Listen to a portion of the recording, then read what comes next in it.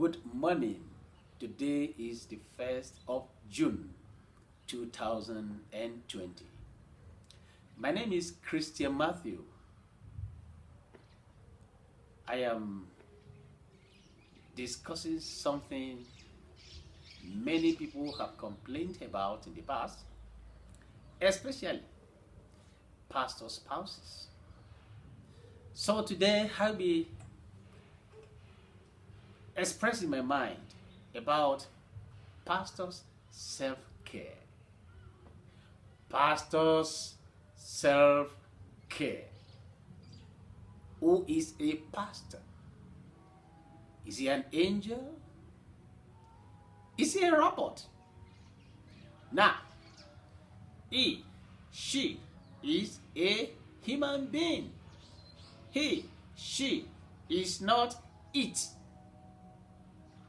He or she has spirit, soul, and body.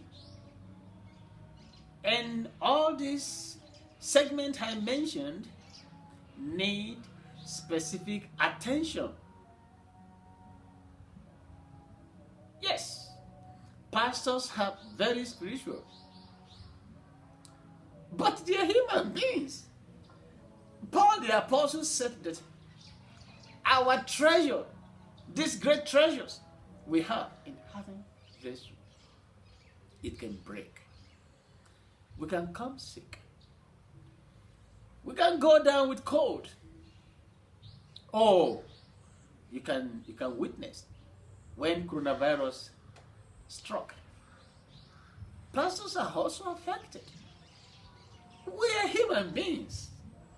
Everybody on earth is a human being, and I must assure you, there is no superhuman being. No. They are subject to certain factors: medical, psychological, financial, marital, all issues. So, pastors, I am talking to you today. I'm also a pastor. I did my ordination with my wife in 1997. Yeah. 1997 we did our ordination. And sometimes when I call the younger ones by name, hey James, hey Jane, what are we discussing? Either of them will say, oh, please, hard reference to it. And sometimes I'm tempted to ask them, when were you ordained? Sometimes they say 2 years ago. I mean, I did my ordination in 1997. So, we are all human beings. And I want us to treat us as human beings. And like I said the other time, there is no superhuman beings. And if you are a pastor under a particular organization, I think your organization has the responsibility of taking care of all this, not just treating you as a spiritual giant. You are a human being. There is spirit having soul in the body. You are a human being. You have human body. That man sometimes said that the Lord sent him, he gave him a message, but he killed the horse. What horse was he referring to? The body. Already we die daily. So, if you have an organization, you have pastors under you, please take care of all these aspects I've mentioned. Take care of their medications. They have families. They have wives, they have husbands, they have children. And their children equally go to schools, just like yours too. Yes. Their wives also go to the marketplaces to buy things, just like yours do as well. So you got to take good care of them. Spiritual, physical, of course. And they have a soul. Take care of all these all together. I'm always taken aback when a particular missionary organization will have sent his missionaries to the site, and we back out. We not take care of these men. We not take care of their families back home. We not pay their children's school fees. We not bother about their medical bills. Possibly we not bother sending money to the missionaries themselves out there. You say, no, you are working for the Lord. You got to fend for yourself. This is the first time I will begin to think again and again. The apostle said, who is that person that want to join government army? That will go and sew uniform by himself, shoes by himself, and victuals, whatever he will eat. Nobody does that. So organizations, please take good care of your missionaries out there. And if you stop payment, you stop reinforcing, you say yes, just go in there and God will bless you, then whatever that is good for goose is also good for gander. Why don't you say God bless you to yourself as well, and you don't pay your children's school fees, you don't feed well? Whatever that applies to them equally applies to you. I'm saying that let us be human. Take good care of them. And out there, if you have ever been there, my viewers, the people, the missionaries suffer a lot. Some of them are confronted by snakes. Some of them are confronted by serious situations, sicknesses, and all that. And if you don't send money to them, some of them will abandon their work. I want to go and fend for themselves. And whose fault?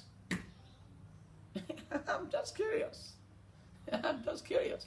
And peradventure, any of them broke barriers and did not respect boundaries, and there's a particular lady that cared for them and they made a mistake or possibly lured themselves into errors and they slept with each other and you heard about it.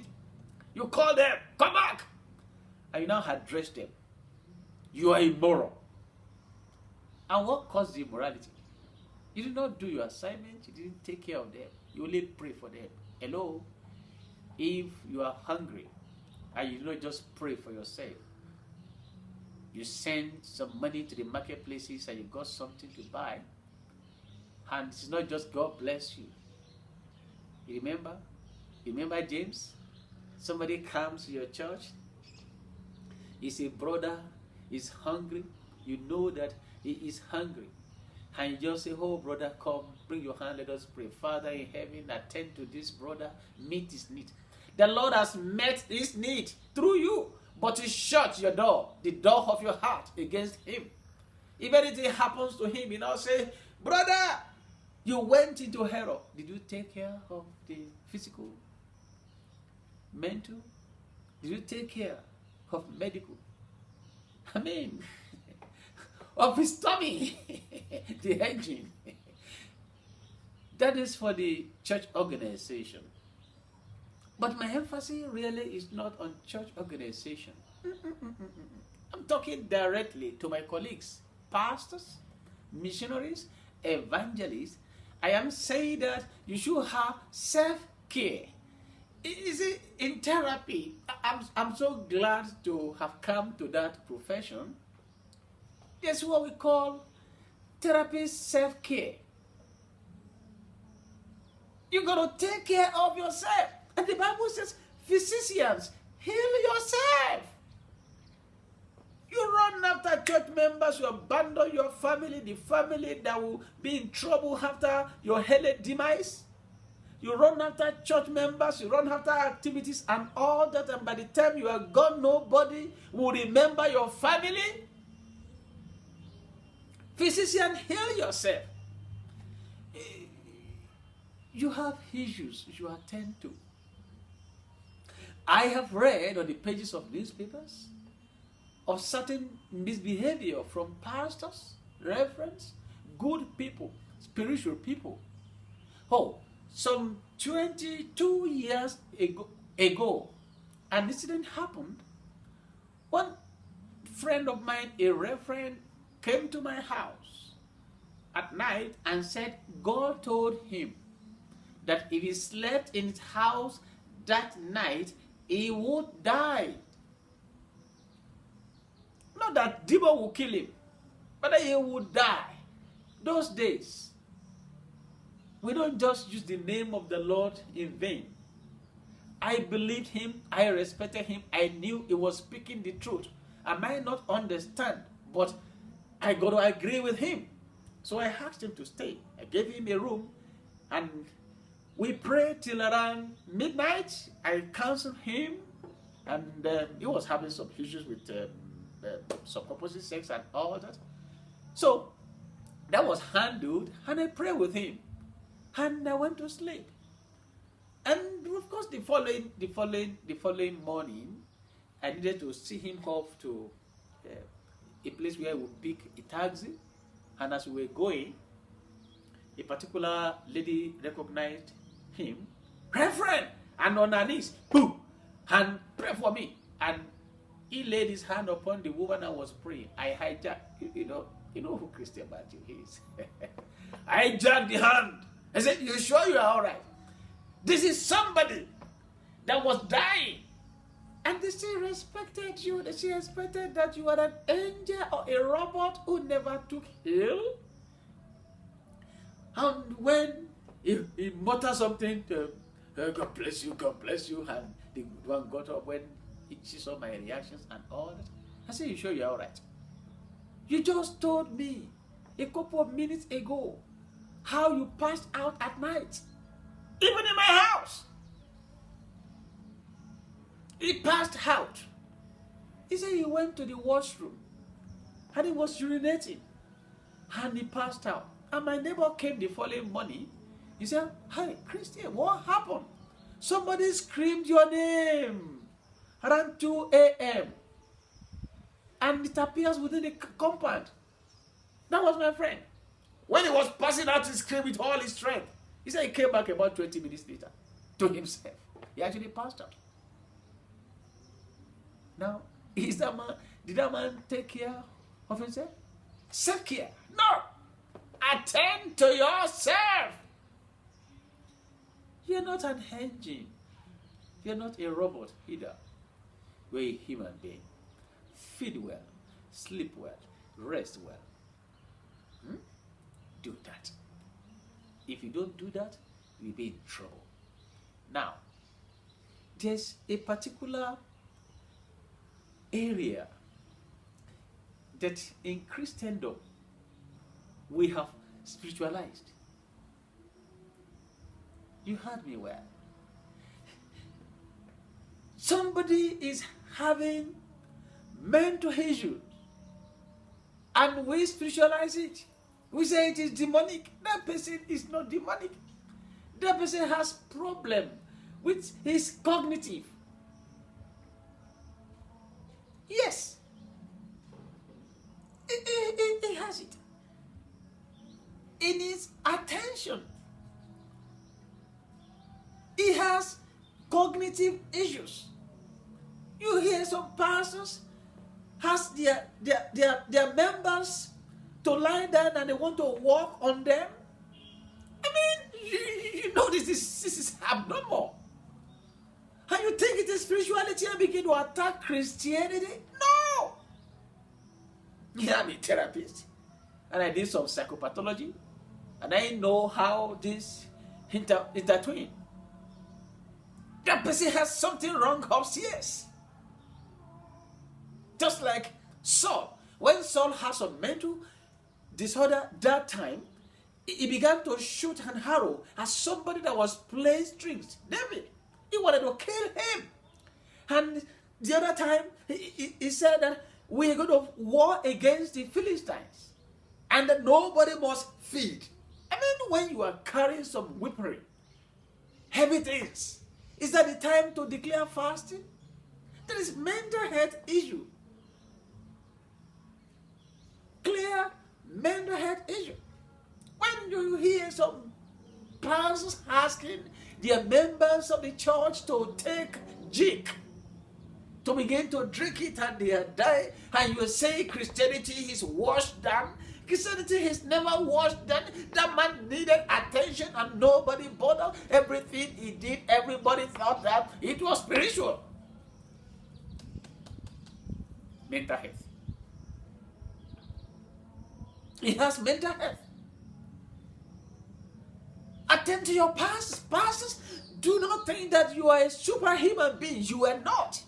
If you have problem with your mental health, then you can misbehave.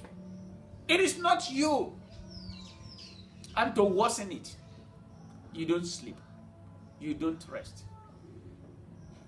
Those are the things that trigger mental issue.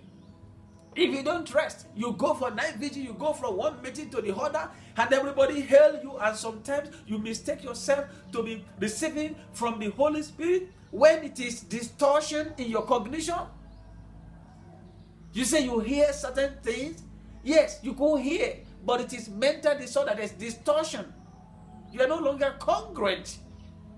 And instead of you or your personal assistant to tell you, sir, there's something, please, have you taken your pills? Have you taken your medications? Nobody bothers about that. I said, my father in the Lord says. What did your father in the Lord say? He's no longer in his right senses. I got a woman some time ago that would talk to somebody straight. He said, leave your husband, he's immoral, he's demonic, and all that. And the same lady, pastor, would talk straight to the husband and say, yes, you are immoral. And they got angry and said, no, go and examine the mental health of this person. Sometimes ago, many years ago, maybe about 17 years ago, a particular pastor began to curse members of his church. And I got access to two of them who are ladies, mature singles. And while counseling them, trusting God for somebody to say yes to and all that, they told me what happened. And I said, okay, can you remember anything about your pastor? Do you know whether he has some mental health issues? And all that. These pastors need attention, they need help. Don't let us spiritualize it. It is mental health issue.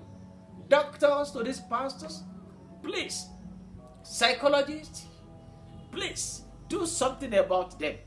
Hey, your husband is misbehaving. Sometimes mental health issue will make certain husbands misbehave. They start looking elsewhere. They start looking at anybody in skirt around. And when they are counseling somebody, they lay hands on them and they begin to do all sorts of questionable things. You think your husband is immoral? No. Check here. Check the cognitive. Something is wrong somewhere. And it is reinforced because we don't sleep. We don't rest. We don't give time for rest. Please let us rest.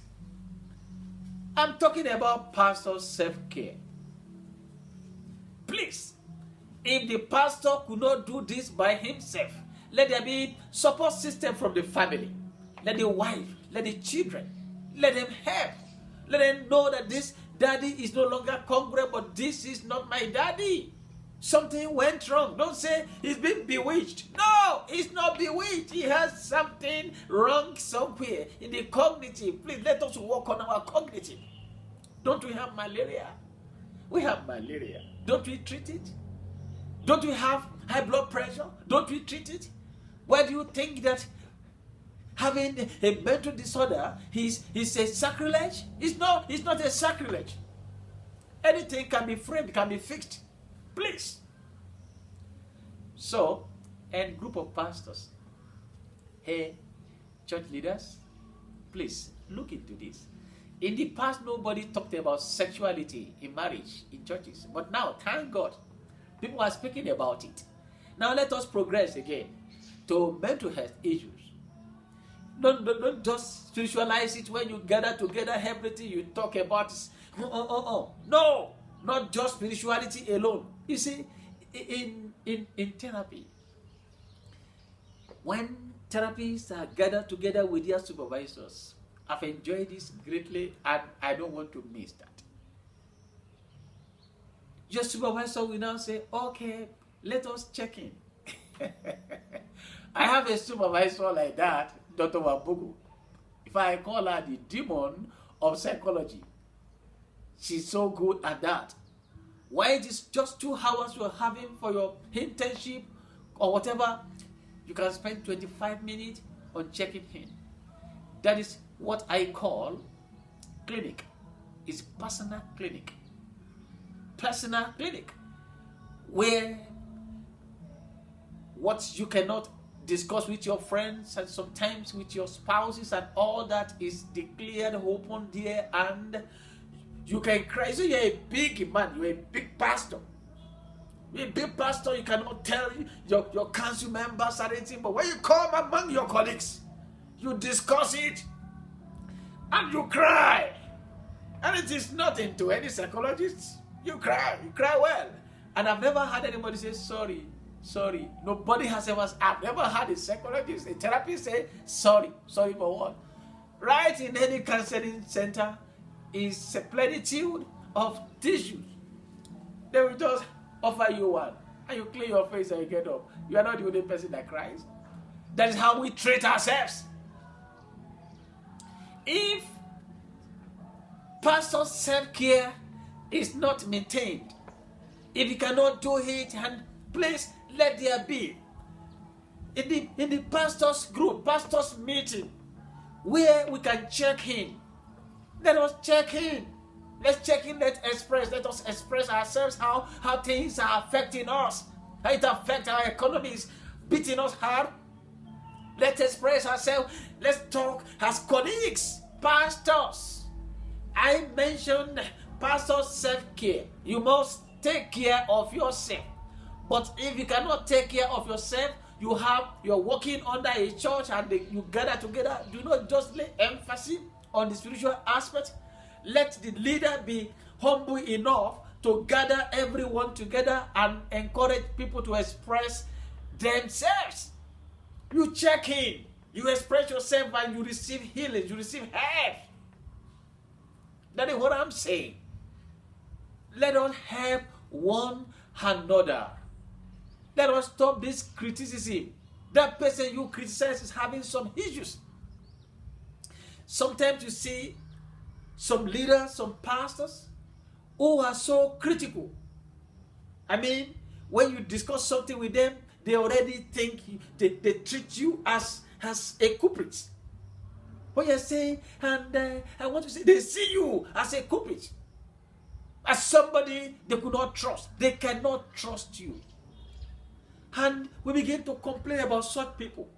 When they give you money, they already say please monitor that person because that money will get lost. It is that I don't trust him. I can't trust him with money.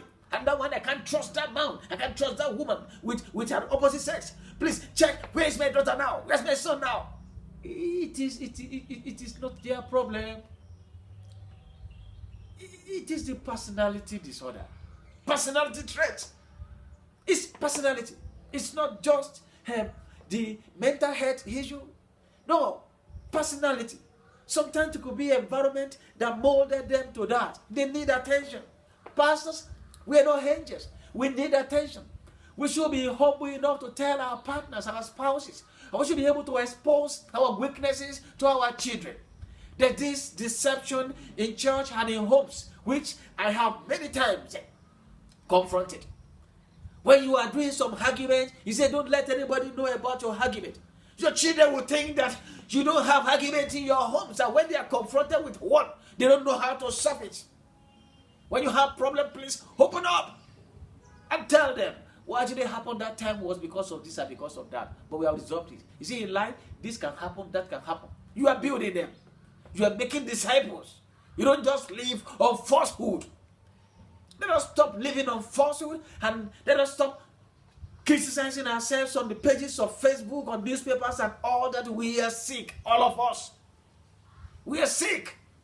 When the apostle noticed that, he said, all this argument, war, and all that court cases, don't we have a wise person among us that can settle this thing, that can discuss this together? When has church become so secular that we are no longer serious, we are no longer having feelings of another human feelings any longer? Well, I'm not talking about human feelings today. I am only saying that, pastors, I'm not even talking about somebody else. I'm talking about you. Please, take good care of yourself. Some of us have proudly said, see, do you know that for the past 10 days, I'm not taking water. I've been having dry fast. You are saying to us that you're about dying. If you don't take enough water, you have a lot of problems. You don't take enough water, you have problem with your kidneys. You have problem. And anytime we are having headache, we think that something is wrong with our head. Then we go and take painkiller. We are killing ourselves. You are attacking our liver. We are attacking our kidneys. You see those medical doctors? Don't say I tell you. Huh? The medical doctors, the pharmacist, ask them. Don't say I tell you. But they will tell you the truth. If you ask them, do you take painkillers? Do you take paracetamol? Anytime you have headache, they will avoid it. Because they know that it cannot leave their system, the body system, certain days. They will tell you, if you take just a tablet or 2 tablets of painkiller, it will not leave your system on certain days, and it's going to be destroying certain things. It does not heal you. It kills the nerves that gives you the pain. That's something, the nerves that link you. That's what it kills. And it's killing your liver, it's killing your kidneys. And you don't take enough water. All you need is rest. Pastor, brother, bishop, take time to rest. Take time to rest. Many of us are thieves and robbers. We don't steal from the church. No, we are so holy. We don't steal from God. No, we are so fantastic. But yet we are thieves. We are robbers. Guess who we steal from? From ourselves. We steal from ourselves. Kleptomania. Within himself, if he doesn't have anything to steal, because he have that issue, it's a mental health issue. Stealing. If he doesn't have anything to steal, he will steal from the left pocket to the right pocket. That is exactly what we do. We steal from ourselves. Pastors, bishops, we steal from ourselves. You do all-night meetings. You don't say, yes, I make up. How did you make up? You slept 2 hours later, or later than the time you should have woken up. You did not sleep for 9 hours. You don't say, okay, I will make up with 2 hours. You are a thief, you are robbers. You are stealing from yourself. You are going to pay. You will pay when you are knocked down with serious ailment, and some people have passed out on pulpits. People have died when they are bathing. That is it. Because we steal from ourselves. I, Christian Matthew, will steal from myself. I have stolen from myself in the past. And they will say, a particular doctor said, we cannot afford to lose you. I didn't understand what that meant. I will work all night till 4 a.m. and by 6:30 I want to wake up again. And they gave me all sorts of medications. It never worked. And they ended up giving me a particular dose that will knock me down in the morning, in the afternoon, and the evening. And they know that I drive. Then we cannot afford to lose you. Huh? One day, I asked my daughter to get me water. And before she came, I already knocked down, and I found myself in a kneeling down position, and my head was touching the ground. And that was the time. I don't know whether it was a footstep that woke me up. And lo and behold, by the time I looked back, I saw my daughter there. And I asked her, did you see me? Say, yes, Daddy. Let it be a secret between you and me. Don't reveal to anybody on this earth what happened. I passed out. Don't reveal to anybody. And I got up. I took my bath and I began to go. But I knew that something was missing. I was a thief. I was stealing from my earth. Stealing. I was not sleeping. I was not resting. Yet, I was dancing to the tune of others. They will hail you to death. They will hail you. They will always need you. The moment your members suck you like orange, they throw you as chaff away. They will look for another pastor somewhere. I tell you the truth. It is because you don't have money, you begin to jump around and say for honorarium, but honorarium will not be able to take care of whatever problem you have caused yourself. Please stop stealing your time. Stop stealing your sleep. God gave us hours at night to sleep. Please sleep. Personal self-care. You see, when I've started resting, and whatever, I become healthy. If I feel somehow and I go to preach somewhere and I feel somehow, I put my car and say, sorry, this is how I'm feeling. And I've had a few of them say, I can understand your excuse. They see it as an excuse. But I want to live. I had 2 meetings together at Lagos sometimes ago from Ibadan. And I had some conditions that I needed to fulfill. Because somebody was to travel and he traveled and he flew back again. Because he was coming to meet me. And I just felt that I was going to die on the way or die while preaching. And I sincerely called. Hello? This is exactly what happened. He said, I can understand your excuse. It's an excuse, but I'm still living. Take care of yourself. Physician, heal yourself. Pastor physician, reverend physician, bishop physician, heal yourself so that your wife, your husband, your children might not lose you untimely. Did you hear me? Pastors, self-care. God bless you today. God